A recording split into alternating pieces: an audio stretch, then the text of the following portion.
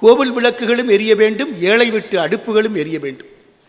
திட்டம் நிறைவேறியது. பசுமாடுகளை தானமாக பெற்று போனார்கள். கோவில் பிரகாசமாய் மாறியது. ஒரு நாள் கோவிலுக்கு ராஜராஜன் வந்தபோது ஒரு புறத்தில் விளக்கு எரியலை. ஏங்க இங்கே விளக்கு எரியலைன்னு கேட்டார். இதுக்கு நெய் தர்றவன் தரலை, யார் அவன் கணக்கை எடுத்து பாருனார். ராஜராஜனே நிர்வாகி எடுத்து பார்த்து 70 மாராயன், இப்போ ஒரு வாரமாக அவர் நெய் தரலை. உடனே ராஜராஜனே அவன் வீடு நோக்கி போனார் 70 படைகளோடு. மாராயா வெளியே வானார். வரல, ரொம்ப நேரம் ஆள் வரல. வாசலிருந்து சத்தம் கொடுத்தாங்க படை வீரர்கள்.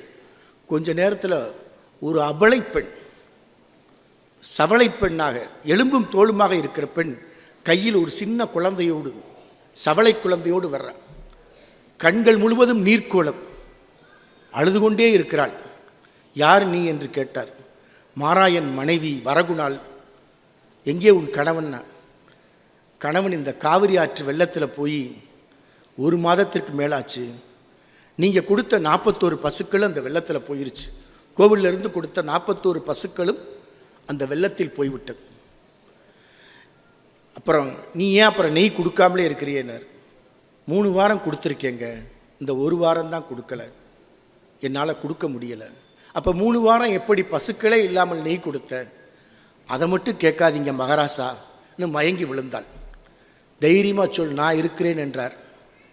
இப்போது வரகுணாள் தயங்கி தயங்கி சொன்னால், 3 வாரம் நெய் கொடுத்தேன், என்னுடைய குழந்தைக்கு கொடுக்கிற தாய்ப்பாலை விற்றுத்தான் கோவிலுக்கு நெய்க்கு விளக்குக்கு நெய் கொடுத்தேன். இப்போ இந்த 1 வாரமாக தாய்ப்பால் வற்றிவிட்டது, அதனால் என்னால் நெய் கொடுக்க முடியவில்லை என்று மயங்கி விழுந்து விட்டான். இப்போது ராஜராஜன் கண்களிலே காவிரி ஆற்றின் வெள்ளம். உடனே வரகுணாளை தேற்றி சொன்னான், இவளுக்கு மீண்டும் 41 பசுக்களை தாருங்கள், இவள் பெயரை கோவில் கல்வெட்டில் பொறிக்கச் செய்யுங்கள் என்று சொல்லிவிட்டு, என்னை விட என் தமிழ் மக்கள் மேம்பட்டவர்கள் என்று திரும்பி பார்க்காமல் சென்றான். அப்படிப்பட்ட நிலைப்பாட்டையெல்லாம் நாம் எண்ணி பார்க்கிறோம்.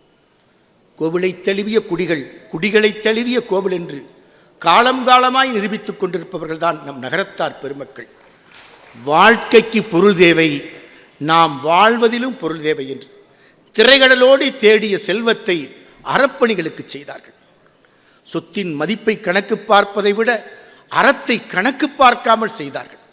எல்லா மலேசியா நாட்டிற்கு சென்றால் தண்டபாணி ஆலயங்கள், சிவ ஆலயங்கள், சிங்கப்பூருக்கு சென்றால் சிவ ஆலயங்கள், லண்டனுக்கு சென்றால் சிவ ஆலயங்கள், இப்படி எங்கு நோக்கினும் ஆலய திருப்பணிகளையும் அறப்பணிகளையும் அன்னசத்திரப்பணிகளையும் அறிவு திருப்பணியையும் தமிழகத்தில் செய்தவர்கள் நகரத்தார் பெருமக்கள்.